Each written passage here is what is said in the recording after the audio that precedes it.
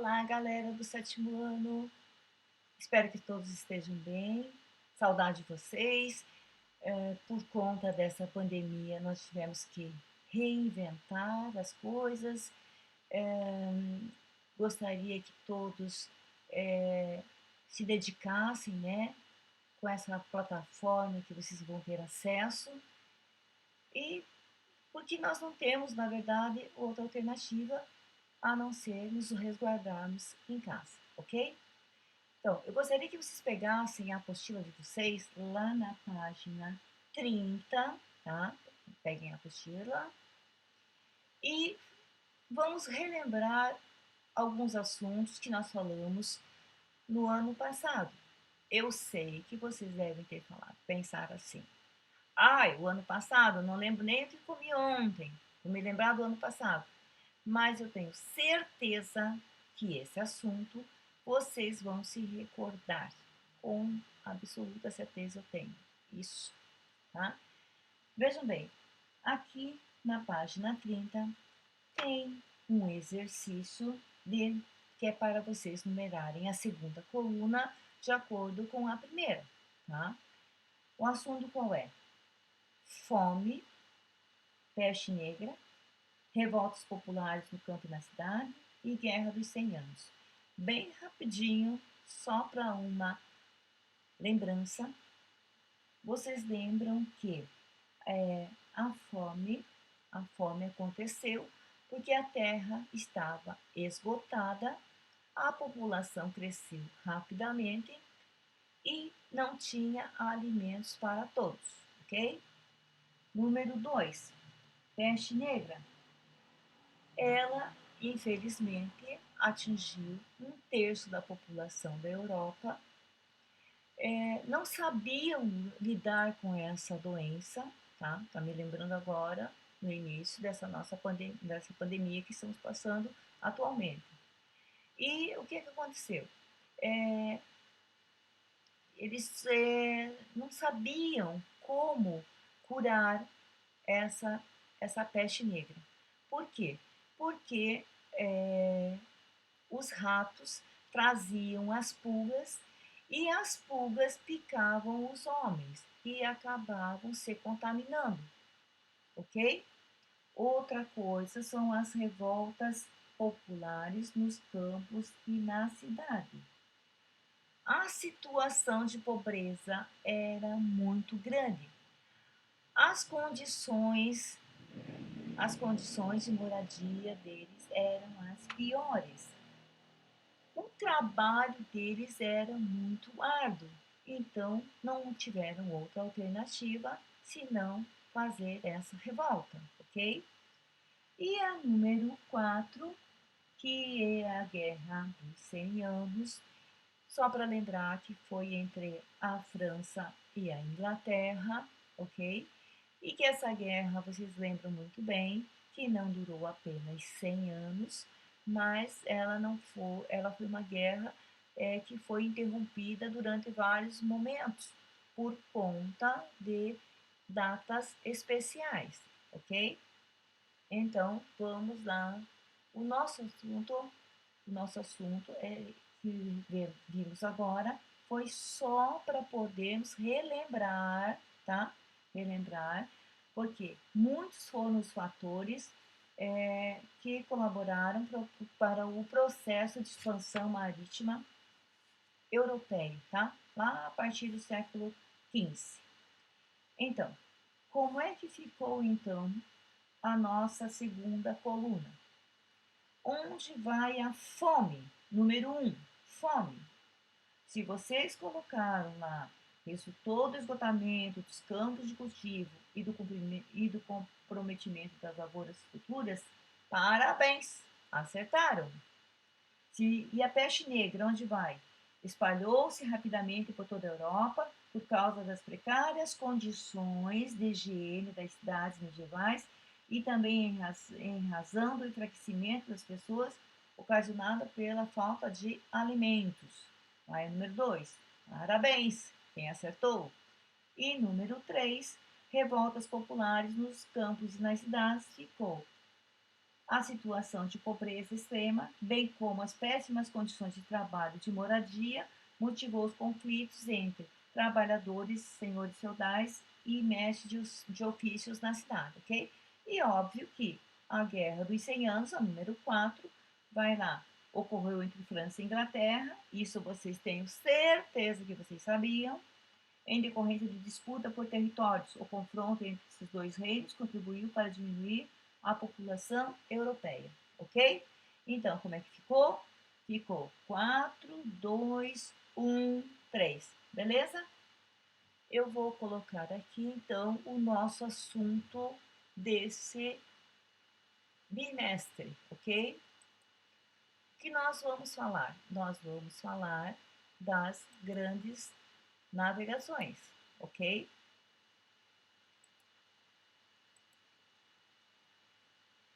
Nós até já tínhamos comentado, né, alguma coisa sobre isso, nas grandes navegações, né? Continuando. Os países que saíram, que foram os pioneiros nas grandes navegações, foram Portugal, primeiramente, e logo em seguida a Espanha, ok? Observem, observem então quais são os tópicos que nós vamos falar hoje.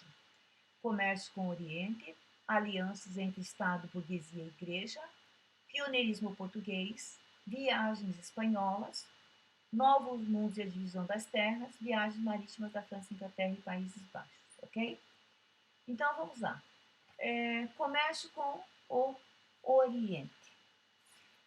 O comércio com o Oriente, de onde partiam para a Europa diversos produtos como temperos antigos de luxo, tapetes, perfumes, seda. Quem faziam esse comércio eram as cidades de Gênova e de Veneza, tá? Na Europa era muito difícil encontrar produtos, por isso, encontrar esses produtos, né? E como não se achavam tão facilmente, eles foram chamados de especiarias. Essas cidades, por exigência dos árabes, pagavam em ouro e prata pelos produtos comercializados. E o pior é que quando Constantinopla foi tomada pelos turcos otomanos, essas especiarias ficaram mais caras e escassas, porque as rotas terrestres das especiarias, quem controlava eram os turcos otomanos, tá? Aí, depois, a gente vai, vamos continuando ainda, né? Então, assim, por que, vamos voltar lá, por que aconteceu nas grandes navegações? Porque os portugueses precisavam de uma nova rota para o comércio do Oriente. Por terra, os turcos otomanos bloquearam. Pelo Mediterrâneo, foi controlada por comerciantes genoveses e venezianos, né, aliados aos árabes. Então, eles tinham que tentar achar um novo caminho para chegar até as famosas especiarias, ok? Continuando.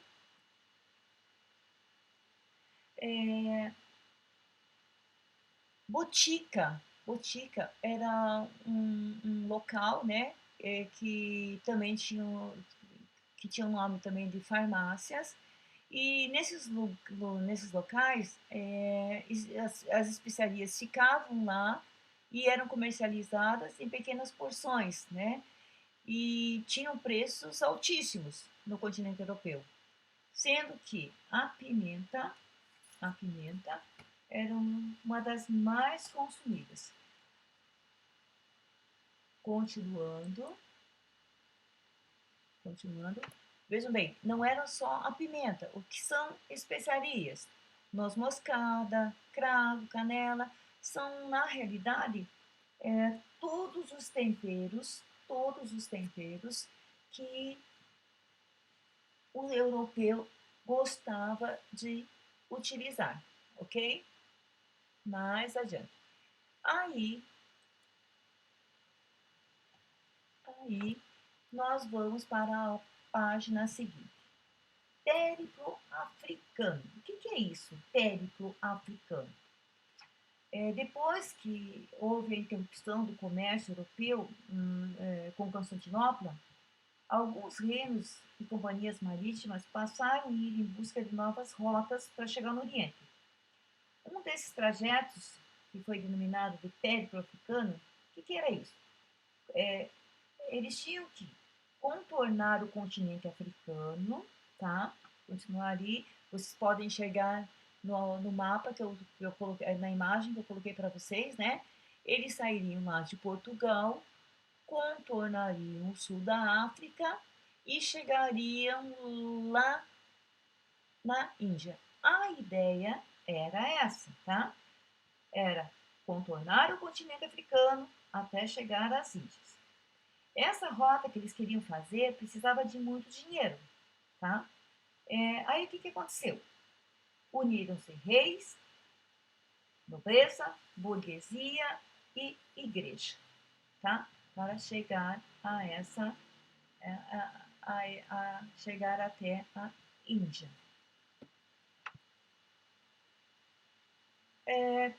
Pioneirismo português, tá? Por que Portugal foi o primeiro país a sair nas grandes navegações? Tinha uma forte burguesia, tá? Então, assim, a burguesia tinha dinheiro para investir nessa empreitada, nas navegações. Um rei que era forte e atuante, tá? O processo de centralização política e unificação territorial começou mais cedo em Portugal. Já falei isso para vocês, tá? A localização de Portugal favorecia a navegação do Oceano Atlântico. Era muito prático você sair e ir para o Oceano Atlântico. E quando Dom João chegou ao poder em 1385, iniciou-se uma grande transformação econômica no reino. Os burgueses se aliaram aos reis da dinastia de Aves, né, e dinamizaram a economia interna no reino, investindo no comércio marítimo. Tá? Qual era o objetivo principal desse pioneirismo português? Qual era o objetivo deles se lançarem para essas grandes navegações? O objetivo principal era encontrar uma rota, um caminho marítimo para o Oriente, com a finalidade de comprar especiarias. Eu já falei lá atrás para vocês o que eram as especiarias, tá? Porque eles sabiam que o valor era muito alto, que eles teriam, né? Eles iam comprar no Oriente e essas especiarias e revendê-las na Europa para alcançar altos lucros, tá? Dom Henrique, que era filho de Dom João, tinha grande interesse por navegação. O que ele fez? Ele trouxe para a cidade de Sagres muitos navegadores, cartógrafos e pessoas que conseguiriam ajudá-lo, pois sabiam técnicas de navegação e tinham equipamentos e ainda acreditavam no périplo africano. Vejam bem, não adianta você sair mar aberto se você não tem mapas, se você não tem equipamentos para saber por onde você está indo, ok? Por onde os portugueses eles passavam, eles construíam feitorias, eram fortificações, tipo barracões, onde eles comercializavam com habitantes da região.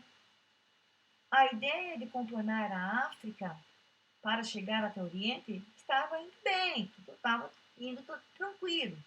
Até os portugueses chegarem ao sul do continente, em 1488, Bartolomeu Dias atingiu um cabo muito difícil de atravessar. Bartolomeu Dias batizou a ponta lá no sul da África, que nós já tínhamos falado, tá? De Cabo das Tormentas. Por quê?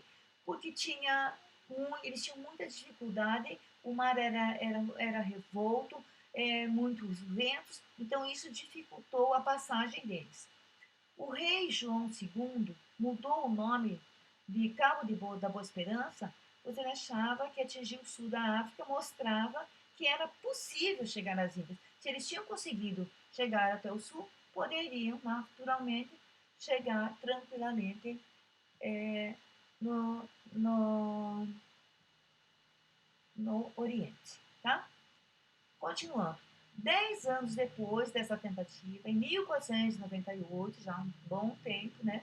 Vasco da Gama conseguiu chegar às Índias, tá? Em 1500, como vocês sabem, estão lembrados, né? Pedro Álvares Cabral, a caminho também do Oriente, distanciou-se do litoral africano e chegou nas terras que hoje formam o Brasil, tá? E não podemos esquecer que outro navegador já havia chegado às terras desse continente, a serviço da coroa espanhola. Cristóvão Colombo descobriu o continente, que passou a ser chamado de Américo em homenagem a Américo Vespucci. Ok? Mais uma imagem para vocês prestarem bastante atenção. Eu espero que vocês estejam seguindo a apostila de vocês, galera, para vocês não se perderem, ok?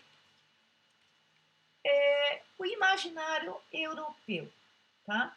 A falta de conhecimento dos europeus, né, em relação ao Oceano Atlântico, acabou trazendo muitas superstições, lendas e crendices. Tanto é que muitos chamavam o Oceano Atlântico de mar tenebroso. Por quê? Porque lá eles imaginavam, tá, que tinham monstros, tá? Não sei se vocês olharam bem ali, tá? Então eles imaginavam que tinham monstros, tá? Entendido ali? Que tinham monstros que engoliam as embarcações, e que era por isso que eles não retornavam. Na realidade, eles não retornavam, por quê? Porque as embarcações eram muito frágeis, eles não levavam alimentos suficientes e acabavam morrendo de fome, né? Eles acreditavam que a Terra era plana e que chegava a um determinado ponto, eles iam para o inferno. É, somente crendices, tá? Então, assim, foi difícil para eles acertarem esse ponto, ok? Em seguida, espera aí só um pouquinho.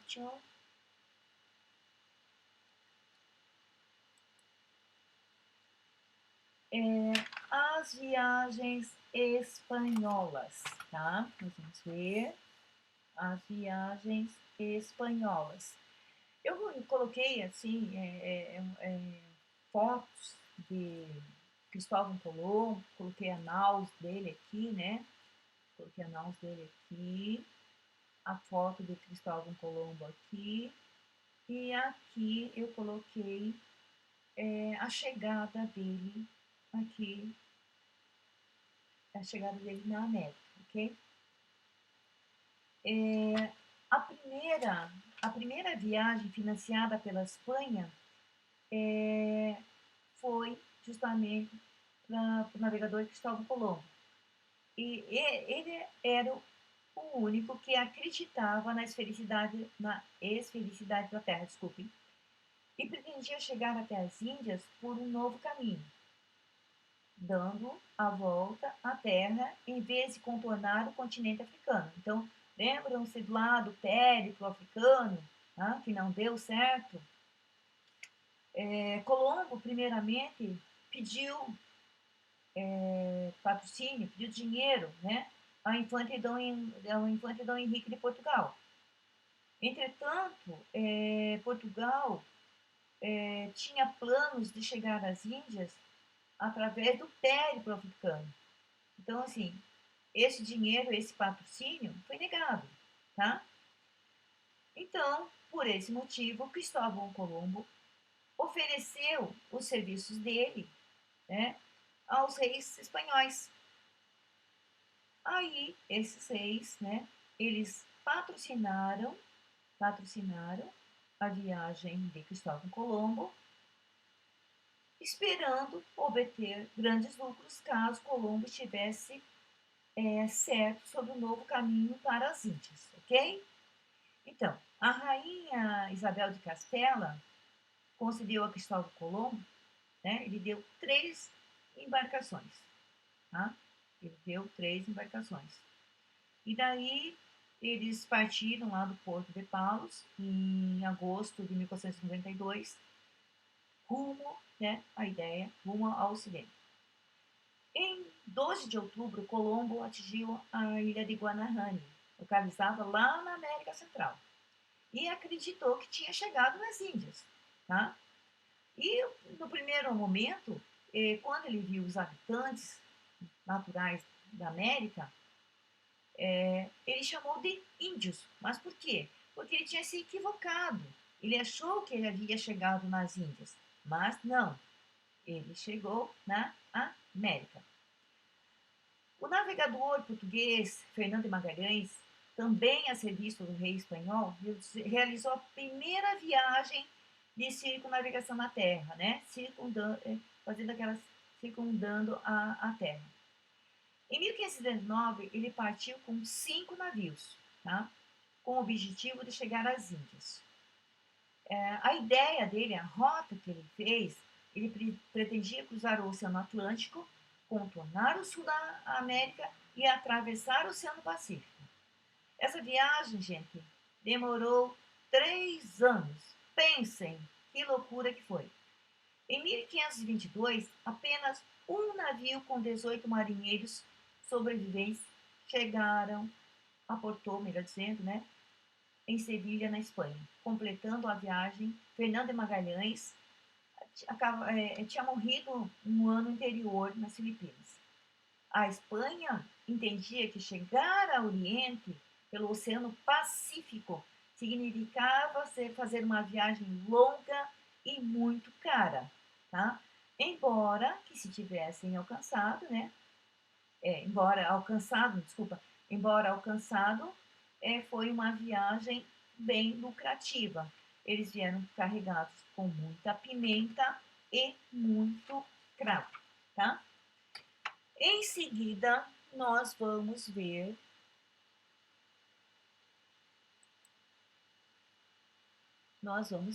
lá na página 38, que eu gostaria que vocês lessem esse fragmento lá em cima, tá? Lessem esse fragmento e na página anterior 37 vocês olhassem o mapa para poder responder as questões A, B e C, tá? Vocês têm que ler o fragmento, olhar lá no mapa, na página 37, para poder responder as questões, tá? Eu já tinha dito para vocês lá atrás. Colombo acreditava ter chegado às Índias, tá? De acordo com o mapa, onde Colombo chegou? Ele não chegou nas Índias, tá? Presta atenção. A B. De que forma a denominação de índios para os habitantes da América está relacionada ao equívoco de Colombo com o local que chegou? Por quê? Porque Colombo tinha acreditado em alguma coisa. E isso vocês vão ter que rever, lembrar o que nós falamos ali atrás, tá? Outra coisa, a letra C. Porque por quais oceanos a expedição de Fernando de Magalhães navegou?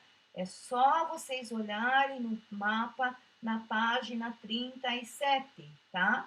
Não esqueçam que era pelos oceanos. Agora vai ver se é o oceano ou se são os oceanos, tá? Beleza? Bom, o nosso próximo assunto são os novos mundos e a divisão da Terra, tá? A divisão da Terra. Nós vamos falar o seguinte: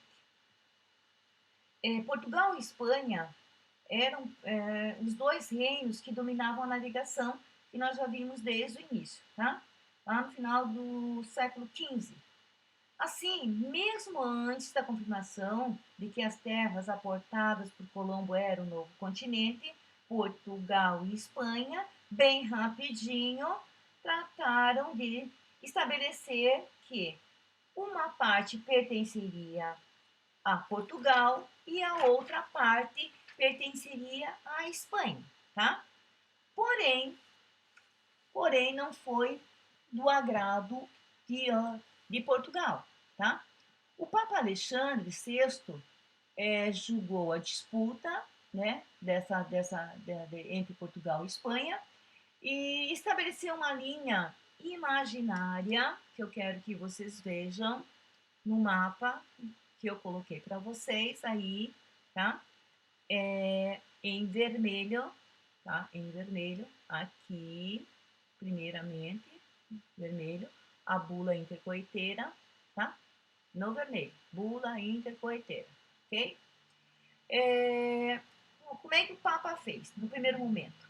Ele fez a linha imaginária e disse que 100 léguas a oeste do arquipélago de Cabo Verde, tá? As terras a oeste da linha que pertenciam à Espanha, e as que situavam-se a leste a Portugal.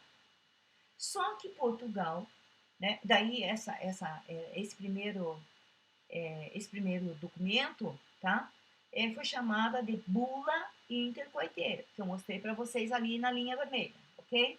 Tá. Só que o rei de Portugal, Dom João II, não gostou muito dessa divisão. Aí o que ele fez?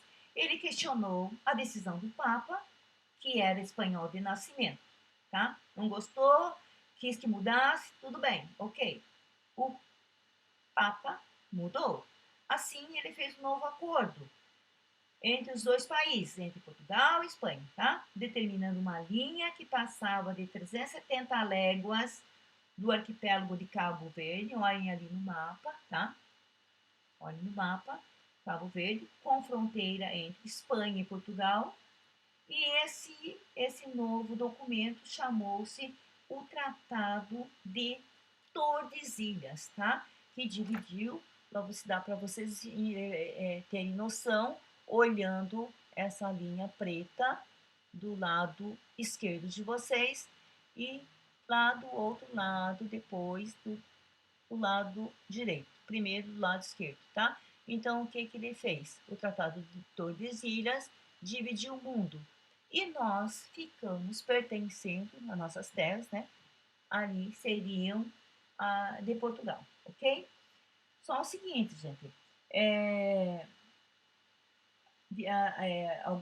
alguns países não gostaram nem um pouquinho dessa divisão, né? França, Inglaterra e Holanda também se interessaram pela empreitada marítima, que eles poderiam ter muito lucro também com isso. E por que só Portugal e Espanha é que tinham direito, tá? No entanto, como Portugal e Espanha já haviam conquistado a costa africana e parte do continente americano, coube aos outros reinos europeus ocupar apenas algumas ilhas da região do Caribe e terras, região que atualmente pertence à América do Norte, tá? Esses reinos não estavam satisfeitos com essa divisão que Portugal e Espanha ficariam com essas terras recém-descobertas. Por causa disso, o rei da França, Francisco I, teria dito: gostaria muito de ver no testamento de Adão a passagem que ele divide o mundo entre meus irmãos, o imperador Carlos V e o rei de Portugal, tá? Já que esses países não podiam se apossar dessas terras recém-descobertas, navegantes ingleses, franceses e holandeses começaram a praticar a pirataria para retirar riquezas desses locais, tá? Além disso, alguns desses lugares de colonização portuguesa ou espanhola foram ocupados, né? Então, por hoje